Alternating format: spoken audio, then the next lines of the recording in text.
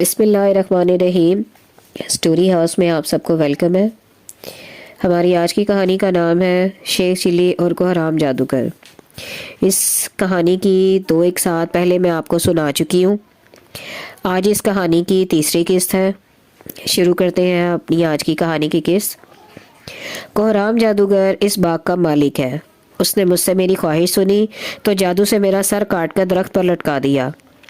میرے بعد جو بھی شہزادہ یہاں آیا اس کا یہی حشر ہوا۔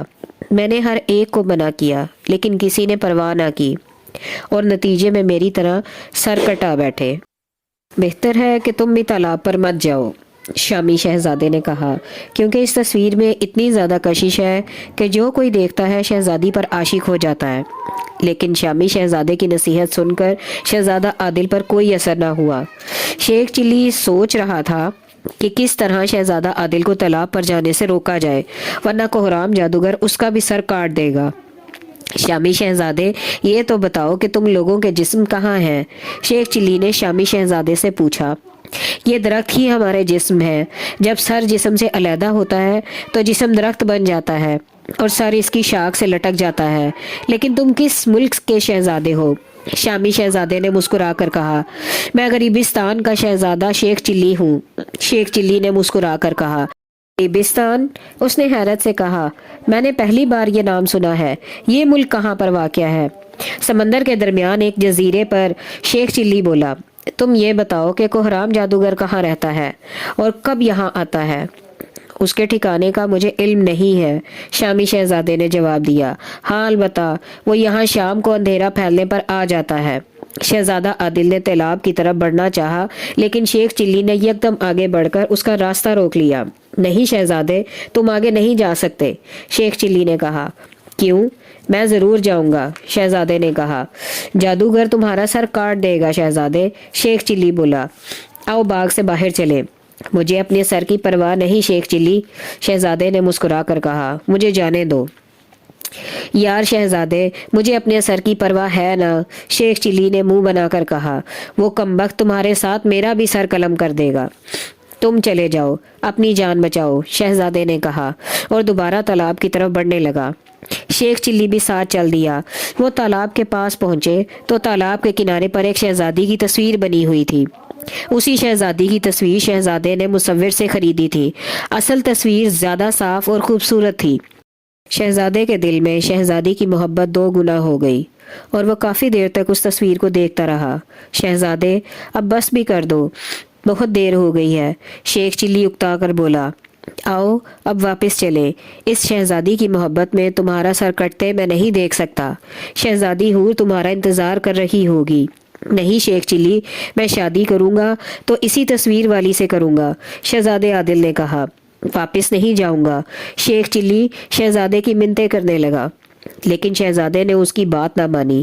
شام ہونے والی تھی۔ شیخ چلی بولا۔ اچھا شہزادے، گھوڑے باہر کھڑے ہیں، میں ان پر لدا کھانا لے آؤں۔ پھر وہ شہزادے کو چھوڑ کر باغ سے باہر نکل گیا۔ اسی لمحے تالاب کے قریب چھوٹا سا بادل آسمان سے اترا اور اس بادل نے انسانی شکل اختیار کر لی۔ وہ انسان ایک ہیبت ناک شکل والا شخص تھا جس کے ہاتھ میں ایک چھڑی تھی۔ شہزادہ سمجھ گیا کہ یقیناً یہ وہی کوہرام جادوگر ہے۔ شہزادے، یہاں کیوں بیٹھے ہو؟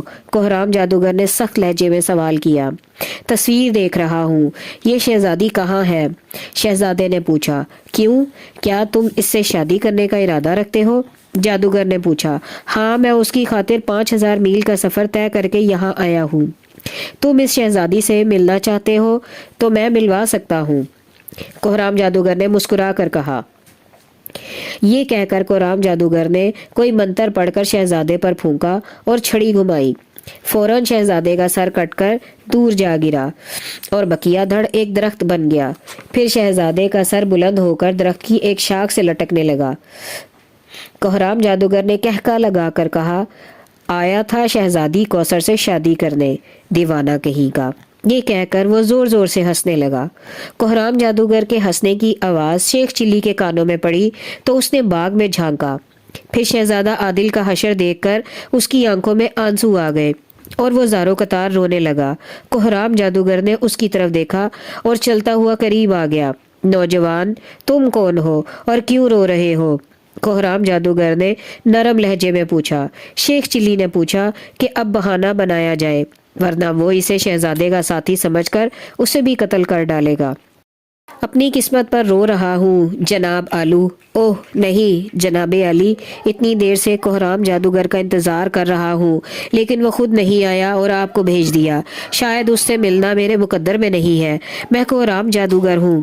جادوگر نے مسکرا کر کہا، مگر تم کون ہو؟ کہاں سے آئے ہو اور کیوں ملنا چاہتے تھے؟ اچھا تو تم ہو چچا کوہرام جادوگر، شیخ چلی نے حیرت سے کہا۔ کمال ہے، میں سمجھا تھا تم اس کے غلام ہوگے۔ بہرحال میں اپنے ملک غریبستان سے آیا ہوں اور میرا نام شیخ چلی ہے۔ بہت غریب آدمی ہوں، اتنا غریب کہ دن میں 6 بار، صرف 6 بار کھانا کھاتا ہوں۔ مجھے خواب میں معلوم ہوا تھا کہ کوہرام جادوگر بہت نیک دل اور رحم دل آدمی ہے۔ میں اس کے پاس جاؤں گا تو وہ مجھے فوراً نوکر رکھ لے گا۔ اب آپ فرمائیں کہ میرا خواب سچا تھا یا جھوٹا؟ یہ تھی ہماری آج کی کہانی۔ امید کرتے ہیں آپ کو پسند آئے گی۔